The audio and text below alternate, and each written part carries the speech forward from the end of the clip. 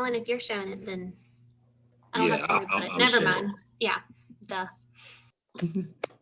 Alrighty, welcome to the West Virginia College Exploration for all West Virginia students, sponsored by the West Virginia ACRAO Association of Collegiate Registrars and Admission Officers and StriveScan. Thank you so much for joining us tonight. A few housekeeping announcements before we get started. You can use the Q&A button on your screen to type your questions to our presenters at any time. Your camera and microphone are turned off so the panelists cannot hear you or see you. This is just one of many different sessions happening between this week and next week, so be sure to check out the full schedule at WVACRAO.org. This presentation is also being recorded, so you can watch it back at your leisure at that same website, WVACRAO.org. I'd like to turn it over now to our presenters. All right, hello everyone. I'm Alan Smith. I'm the Associate Director of Admissions at Concord University, and I have, of course, one of my co-workers, partners in crime. I'll let her introduce herself. My name is Amy Walker, and I'm an admissions counselor and fellow alum at Concord University. Yes, we're both Concord grads. I forgot to mention that. So, all right, well, glad that you've joined us today. And I do have a brief presentation on the university and the admissions process, the enrollment process, all of those good things. And of course, if you have any questions, feel free to type them in the Q&A or the chat box, and myself or Amy will get to them. We'll also allow ample time after the presentation if you do have some questions. All right, so with that being said, we'll go ahead and get started. All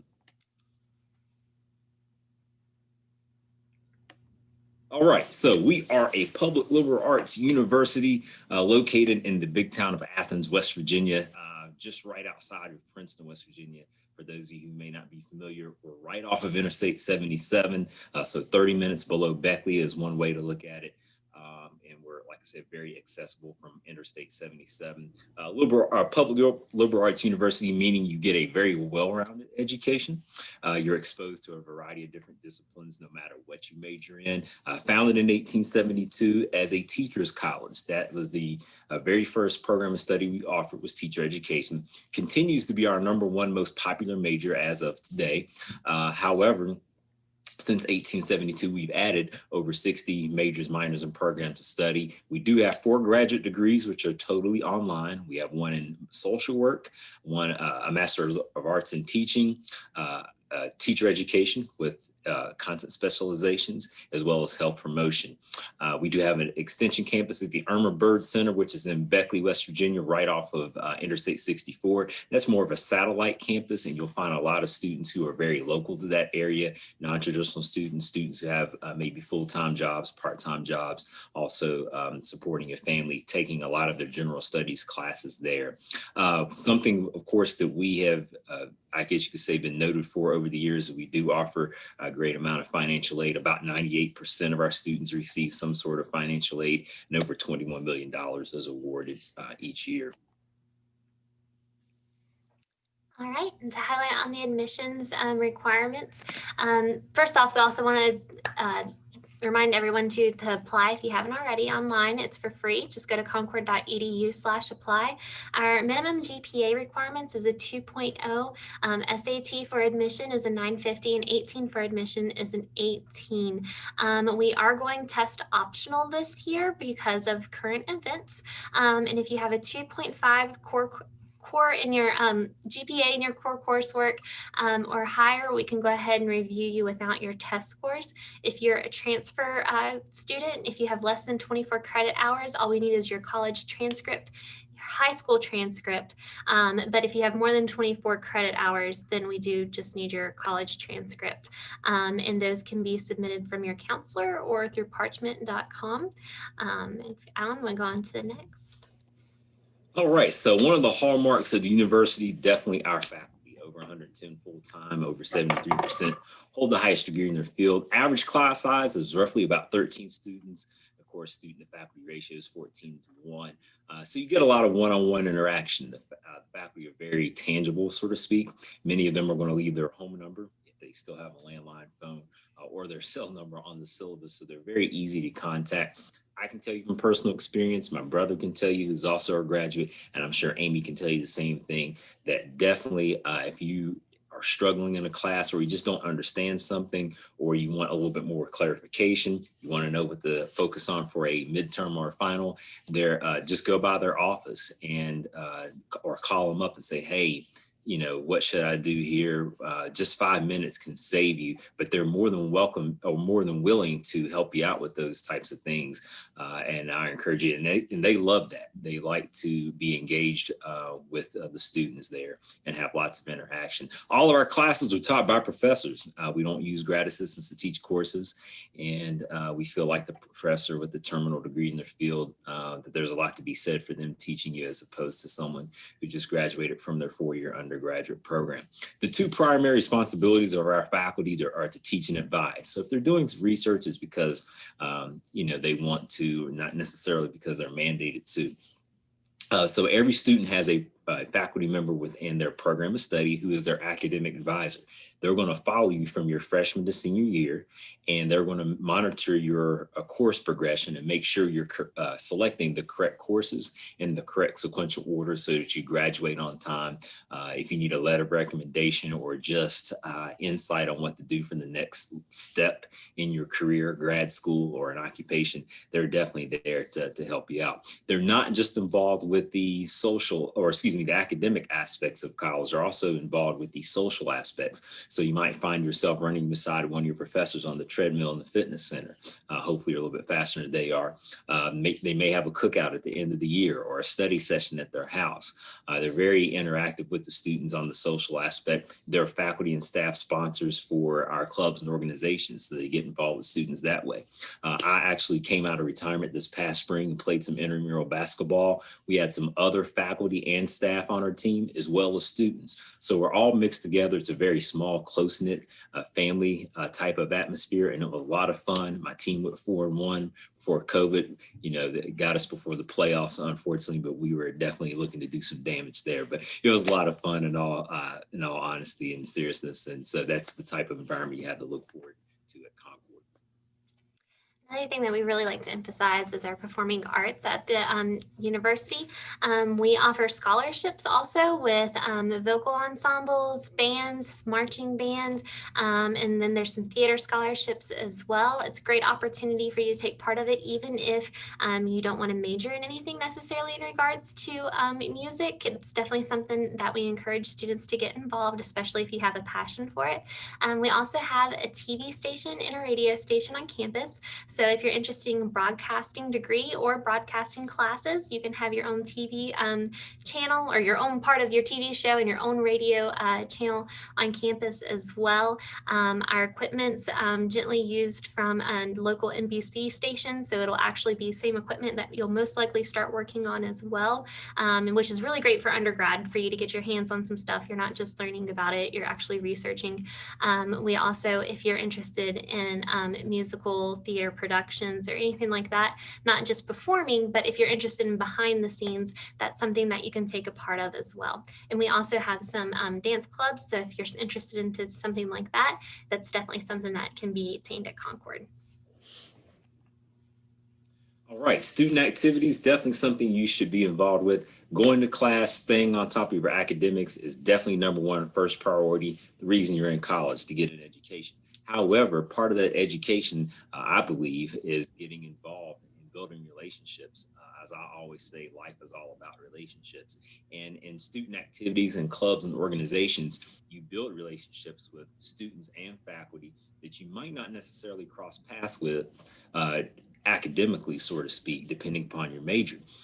So with that being said, and Concord being a small school, you have the opportunity to hold offices, build your leadership skills, your social skills. Many of our students are members of more than one organization. Of course, this looks good on a resume, graduate school application, and pretty much anything that you're interested in, Concord probably has a club or organization for it. Once again, these are student-led, from political organizations to faith-based groups, outdoor recreation, community service. But if our environment, if we do not have a club or organization that you're looking for, our environment is very conducive to initiating your own club, and we heavily encourage you to do so. So anyway, once again, definitely get involved wherever you go to school. All right, and for those of you who aren't familiar with the area, we're nestled in the mountains of southern West Virginia, which involves a lot of outdoor activities that you can definitely take advantage of. We have skiing and snowboarding areas, mountain biking, hiking, whitewater rafting and golfing, various places where you can get onto the Appalachian Trail near us. Places such as Winter Place and Snowshoe, especially Winter Place, works with us for student discounts. If you're interested in taking a skiing or snowboarding class or an advanced class, you can do that with us since Winter Place is just about 30 minutes away.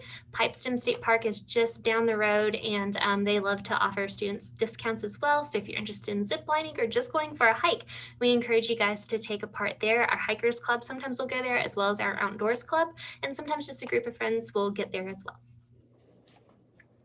We are NCAA Division II with our athletics. We're in the Mountain East Conference. We offer 16 varsity level sports, counting indoor and outdoor track. Definitely, if you're interested in playing a sport, get in touch with your respective coach. Have that conversation. We do offer scholarships. We also have students who walk on in our athletic program. So it's a great way to supplement your academic experience. Our athletics department also does a wonderful job of promoting academics first and athletics second.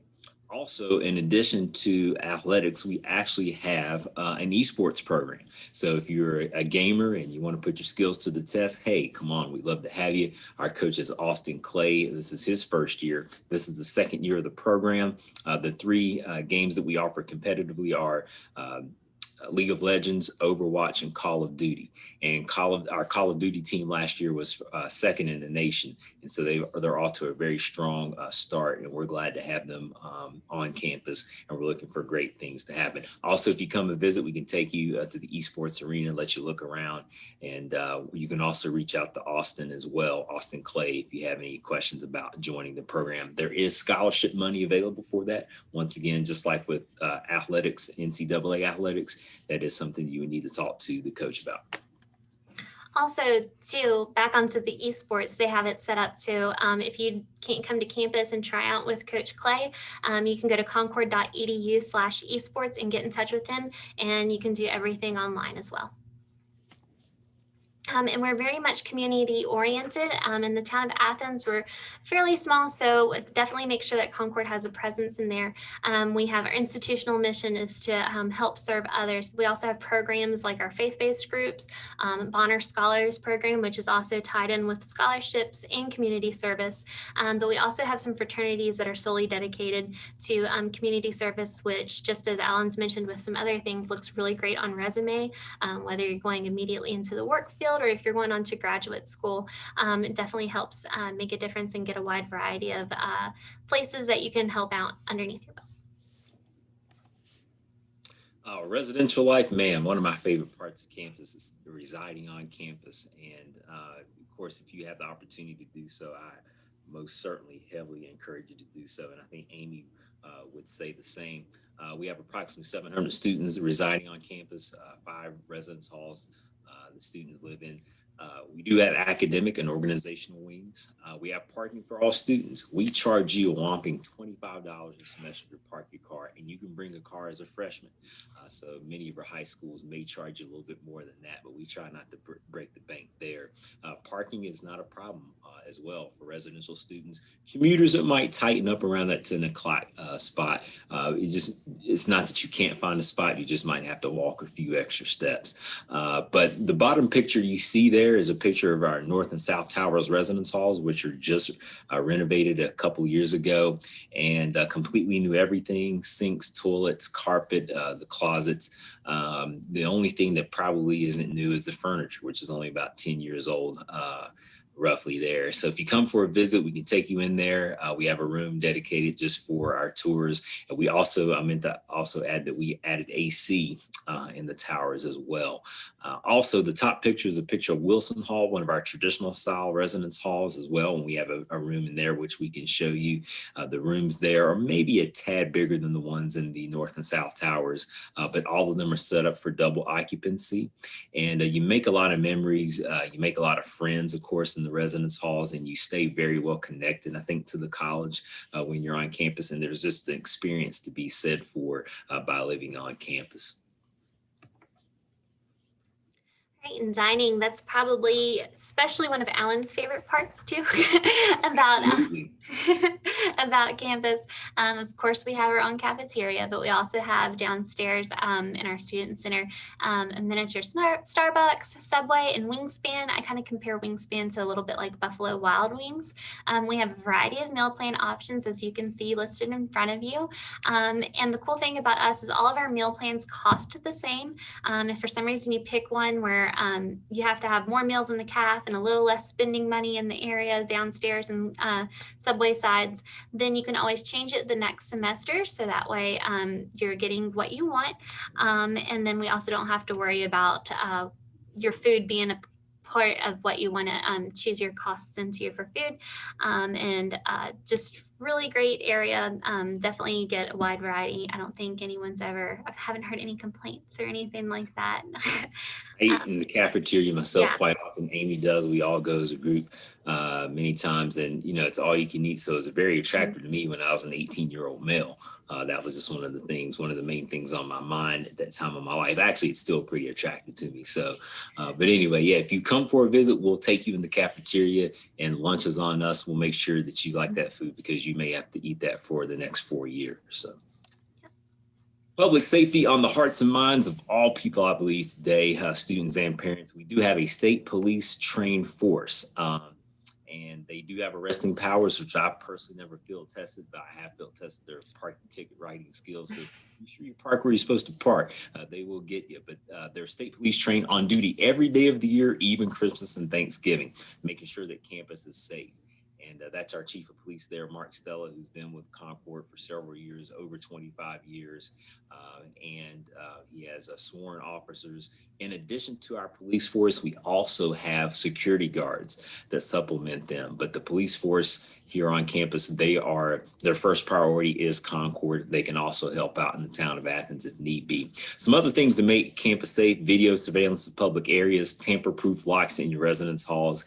If you ever come to the town of Athens, you'll realize we're not a hotbed of crime by any means. We are a very safe place, but anything can happen in anywhere at any time, and they are prepared for those situations. We are on what Chief Stella would like to describe as the back 40 of the county, meaning there's not a whole lot of transit traffic coming in and out. And so there's a lot of things that we don't have to deal with that other places and communities unfortunately do. And they're a great group of guys. They practice community-oriented policing. So basically what that means is they immerse themselves in the community. So they're more like your resource rather than your big brother always looking over your shoulder. You might find them in the cafeteria eating lunch with you, or in the gym shooting some hoops with you.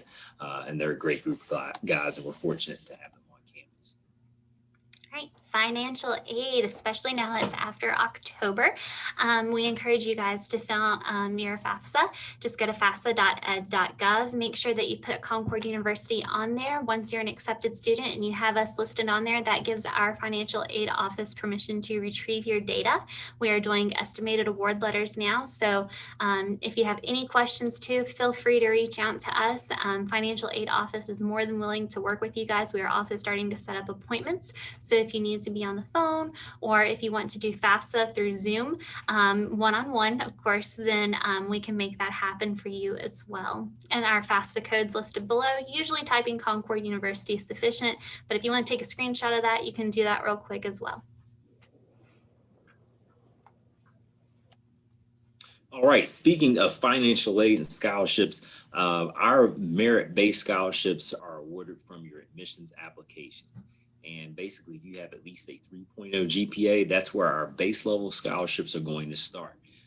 Now, However, we do encourage you to take the test if you can, even though we're test optional for admissions. The test can definitely help you out in terms of scholarships. And I know we have some West Virginia students, of course, here, and the Promise Scholarship more than likely is still going to require the test in some capacity as well. So once again, we encourage you to do that. The next tier of scholarships at Concord are going to start at an 18 and a 3.0 GPA, or a 960 on the SAT and a 3.0 GPA. And then the higher your score and the higher your GPA, the more money that you do qualify for. Our academic merit-based scholarships are renewable for 4 years.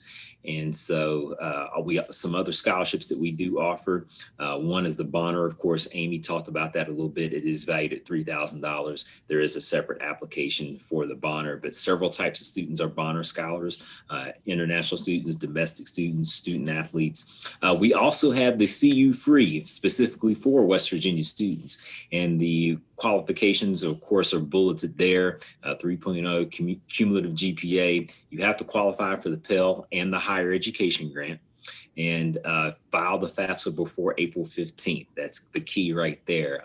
You don't want to miss the deadline. Hopefully, most of you are working on that right now. But if you qualify, if you meet all those qualifications, if there's any gap in the tuition portion of your bill, we'll be sure to close that gap for you.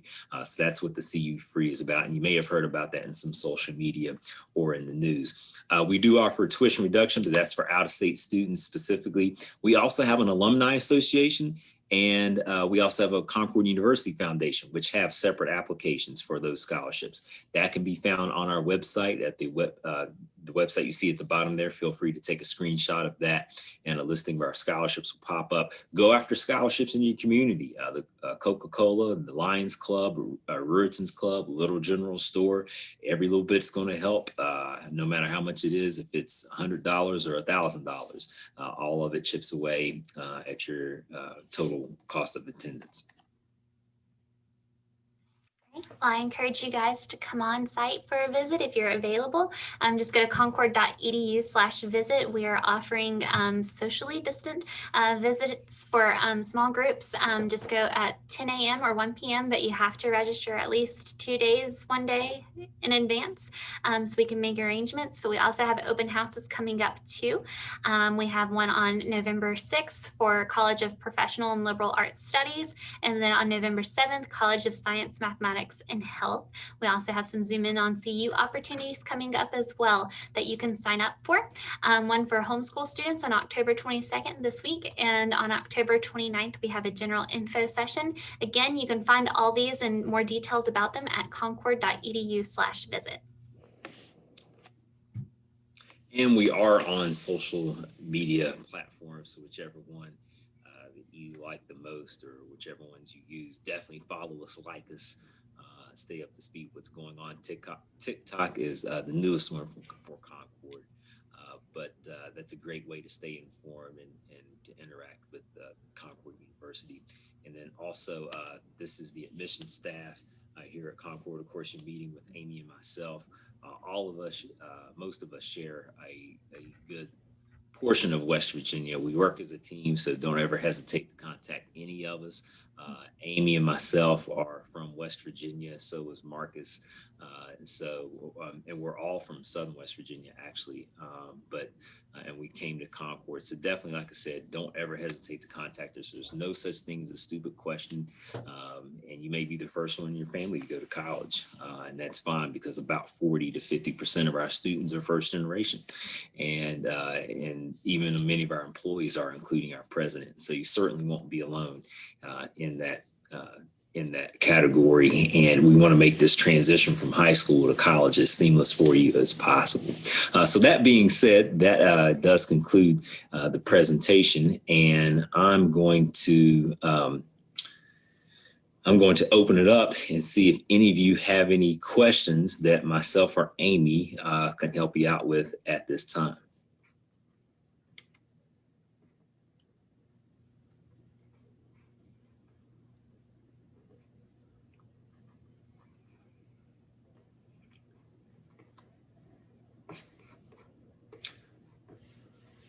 Yes, Amy, that means you did such a wonderful job. You covered every point from A to Z, left no stone unturned. Wonderful job, Amy.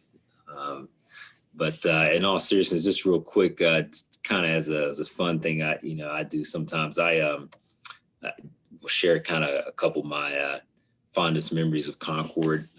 One of the things, of course, most colleges have some traditions or some things that students do, whether they're official or unofficial. And one of the things when I was a student, when we have a big hill that leads into our valley where there's a sand volleyball court, and when it snows, many of the students like to take sleds, trash bags, trash can lids, many vehicles of choice that go down the hill. When I was a student, we actually took cafeteria trays.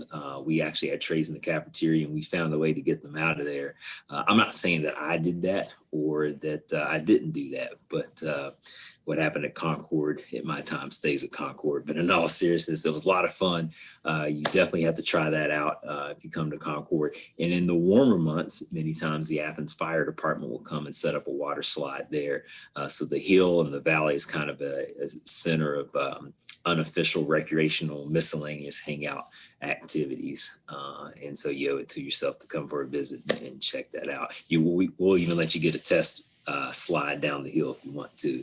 You might want to bring a change of clothes for your parents' sake. But anyway, that's just one fun thing I always like to share about Concord. So. All right. Well, if there are no questions, I will turn it back over to our WVACRAO facilitator. Thank you both so much for your presentation, and thank you for joining us tonight. When you close this window, there will be a link to a very quick 4-question survey, and we would really appreciate it if you would take the time to provide us your feedback. Also, this is once again just one of many sessions being hosted, so be sure to sign up for additional sessions at WVACRAO.org. In about a week, you will be able to find this session's recording as well as all of the other session recordings at that same website, WVACRAO.org. Thank you all for joining us this evening, and we hope you have a great night.